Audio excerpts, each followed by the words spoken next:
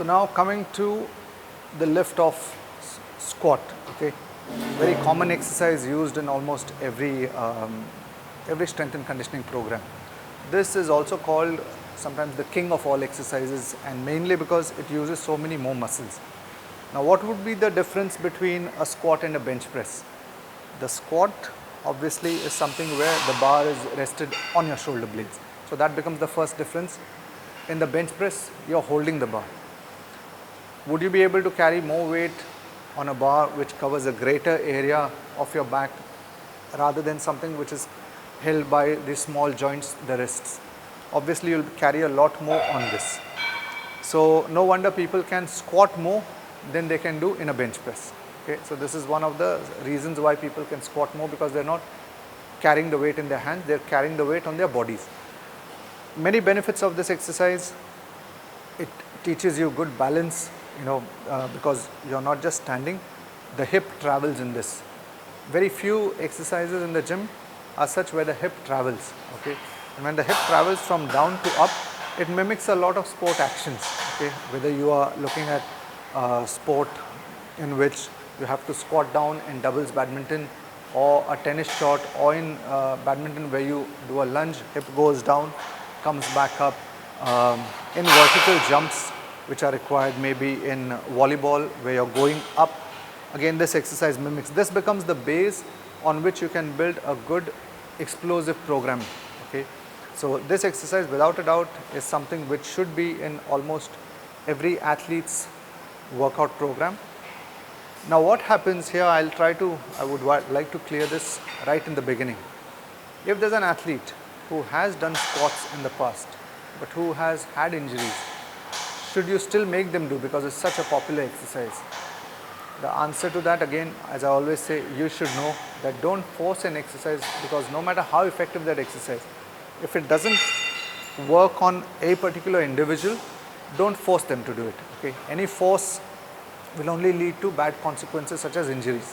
So as great as this exercise is, for many people who are, especially for very tall individuals, or for individuals who have had a history of lower back pain, maybe they have had an anomaly in the spine, and if you have found that through MRIs from the doctor, if you've seen that there's a traditional history where whenever you do squats things don't work out, what do you have to do? Move on, find an alternative, okay. Find another exercise which mimics this. Don't force a person to keep doing exercises which don't work, okay. So as great as this exercise is, we need to know when it doesn't become effective, okay. So now getting to the form of this exercise, okay. When you do a squat, how do you place, okay. So here there are kind of different types of squats.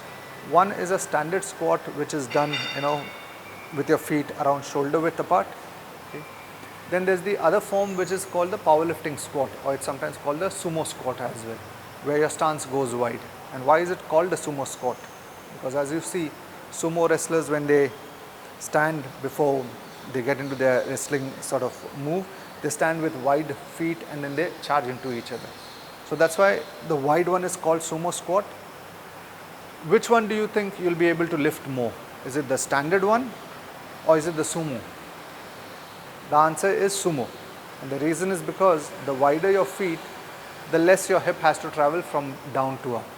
So the sumo becomes something which can be used to lift heavy weights. Now comes the question, as an athlete in a particular sport, say maybe table tennis, do you need to lift that heavy?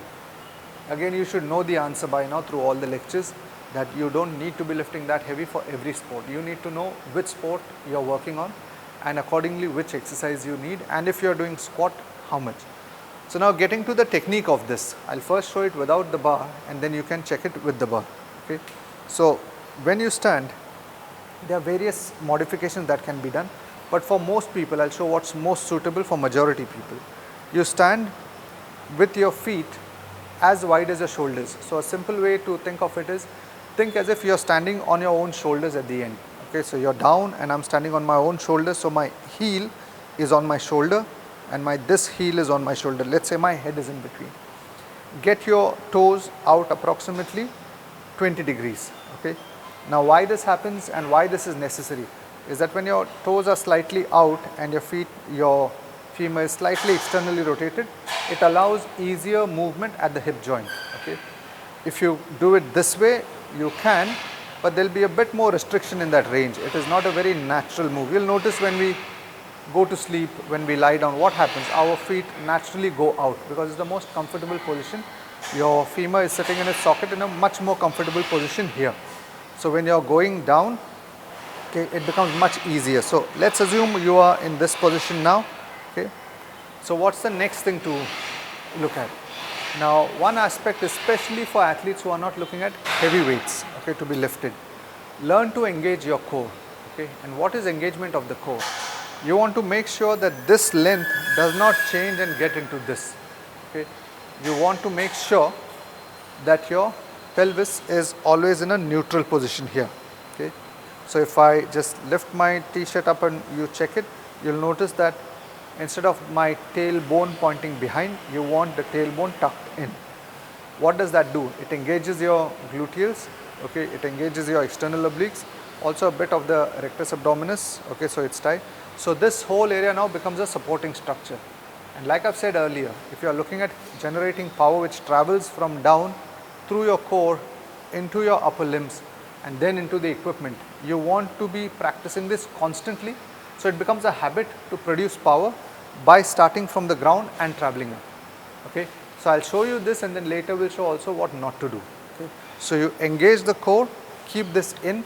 Okay. By engaging I mean get into what's called a neutral pelvis. You don't want to be in this position, nor do you want to be in this position. Okay. So as you're doing a squat, okay, let's assume the bars here, I want this engaged, and from here I go down. Generally this range is sufficient for most people where the upper thighs are parallel to the ground. Okay. From here up. Okay. Obviously you don't hold down for too long, but just to show you again, it's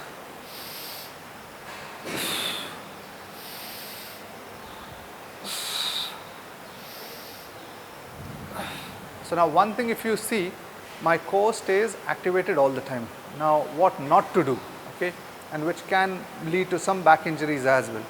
You have a heavy bar or even a light bar and you go down, and instead of keeping the core engaged, you do this. You can see the difference now. The load on the lumbar region here, on those vertebrae here, is much higher when you do this. Okay. You are also disengaging the core. So when the whole range here, when the length here is extended, you are just shutting off these muscles. Okay. And there's a whole, your transverse abdominis, the whole TVA complex, you know, instead of engaging and supporting the spine, it just goes into disengagement. You want this to be engaged, and when you go down, this length stays the same. Okay. From here it is the same, and is the same here, right? So you go down, same distance here between point A from your sternum to here, and same here. You don't want this to be happening. This is a common mistake. A lot of people, they'll do this, and especially when weights are very heavy. Because if weights are extremely heavy, you will not be able to engage your core. And that's the reason why one has to ask, why am I sort of, you know, lifting very heavy weights which maybe are not needed for my sport. But if I'm doing very heavy, and if you're keeping the abdominals really out, you're keeping your whole rectus abdominis distended here and doing this, okay, that's literally asking for injuries. So now let's do this with a bar and we'll get an idea of, you know, the hip, how it moves. So in the whole chain, when you look at your whole body, you look at movement happens at the ankle joint, it will happen at the knee joint, hip joint, and the spine on top will obviously also be working. Now in this whole chain, the joint which moves first would be the hip.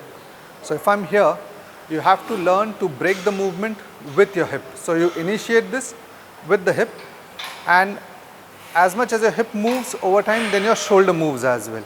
You don't want to initiate the movement with the knees. A common mistake here is also that when people start the exercises, they'll move their knees and then they go with the hip. Okay. What you instead want is to engage the core. You want the whole core involved, tight, and from here hip moves first, then everything falls into place. Steady, up, eyes ahead, okay, A good idea is to look at something which is slightly ahead of you. So if my eyes here are at my eye level, when I go down, it's always good to look at it from here so that your head stays in a comfortable position. You don't want to look down, okay? Because here, especially if it's heavy weights, the chances of rocking forward are higher. Where should the weight be? It should be right between your heels and your toes. You want the weight to be there. Shoes can make a difference. If the heel is too thick, you'll notice that your body weight gets shifted slightly more onto the toes, which again is what you don't want. Okay, so let's get this move going.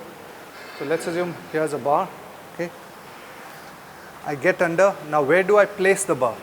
Do I place it high on the spine? Answer is no. Do you place it extremely low like in powerlifting? No, unless you're attempting very heavy lifts. You want it just about here on the meaty part of the trapezius muscle. Okay, you want to get the hands close enough so that all the muscle mass behind collects. You rest it on top, okay, and keep it in a comfortable position where it's definitely not on the neck. Okay, so here, once there, have a grip which is firm, come up. Okay, it's always good while teaching this to athletes that you make sure that you are standing behind, because if the bar drops, obviously it's not a great thing. So now again, toes out 20 degrees. I'm standing just like how I would stand on my own shoulders. Grip from here down.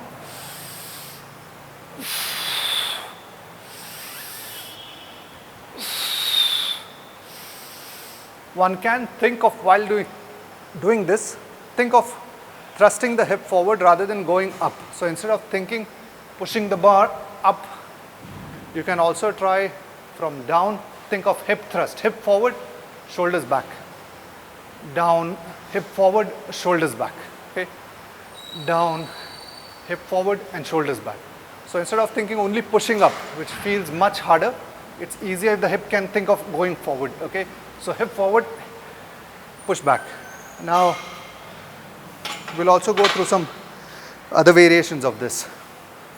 Now from looking at it from a muscle recruitment point of view, when we're doing these exercises with a 20 degrees out position, you're working your quadriceps, all the four, your VMO, your lateralis, the rectus femoris and the intermedius. So all four muscles are working.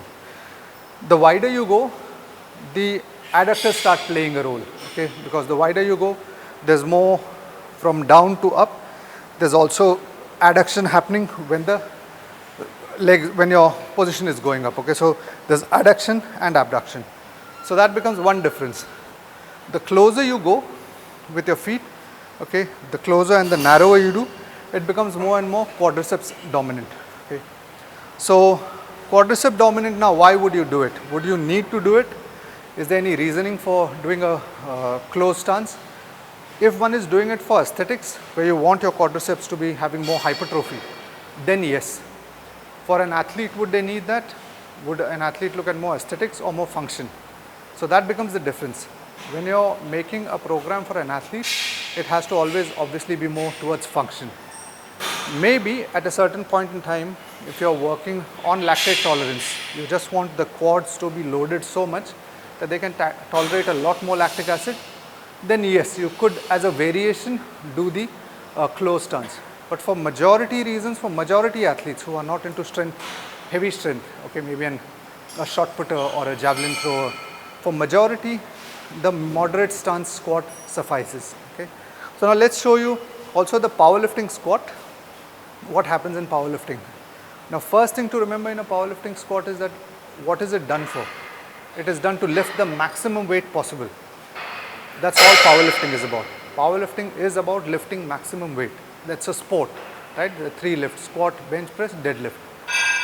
Now sometimes, obviously, when we lift weights in the gym, it can get addictive and we can think that, okay, I need to lift more, and sometimes you can push the athlete. You have to be extremely clear if you are lifting heavy, what is the reason. And to realize that the squat becomes one of the slightly, you could say, not dangerous, but one of the challenging exercises if done wrong or if done with heavy weights. So doing a heavy one, now if let's say you are into a strength sport, okay, the bar placement changes to lower down, the hip movement becomes a bit more accelerated, and you'll notice in this you will not be able to manage your core and engage it. You will get into a bit of anterior pelvic tilt and then lift. So just to show this, you get under, the bar will be a lot lower comparatively, and the reason for lower is also then the less that the bar travels. Okay, so from here you come down, and that's why you'll notice competitive powerlifters will generally have flexion at the spine before they start. They'll always be in this position rather than up. So here, wide stance, okay, and then from here you go down and up. You can see the range in this, how much the bar travels versus here, how much the bar travels. Okay, so that is why, like I said earlier, for most practical reasons, for majority of sports, the moderate stance squat works. The heavy one here can be used for people who are into extreme strength sports. So going down, up, and then we're looking at the closed stance. Now closed stance here, bar placement is same, only difference, it requires a lot more control. Somebody who is doing this has to have the flexibility in the hip as well to go down in that. Okay, so down, up, down, up. Now some variations of this would be for many people, okay, who cannot do squats. Sometimes they are not able to go down, they lose balance. What do? Do you force them to do it? What happens if somebody is, when they go down, this happens especially not with athletes as such, but you'll notice with general population, when somebody goes down, their knees tend to go too far forward, okay? Or sometimes either this happens, when they go down, their knees go like this, or there'll be some people for whom maybe if their Achilles tendon is tight, if the calves are too tight, then they are not able to get their heels down. So either this happens, or in some cases people just cannot balance and they go down like this. Okay, some people would go this way, or some people would go forward. And this can be just due to the fact that some hip stiffness, Achilles tendon tight. Okay, should you force them to do things? No. You can then move from this exercise to something much simpler, which is a Smith machine squat, where the bar stays fixed. In the course of this demo lecture, of course, we can't cover all the machines. We will try to cover it when we do the lecture on machines, but you can regress. There's progression and there's regression, okay? And that doesn't mean you are going back, you are just doing what's appropriate for you at that point in time. Not everybody has to be able to do an amazing squat, okay? So understanding that the different types, okay, which are to be done is most crucial. If they are not able to do, and if you still want to attempt, okay, to do a squat where even though their ankles are tight, you think that they can attempt, then try placing, if not pads, then maybe even small plates. So something like this, okay, let me show you.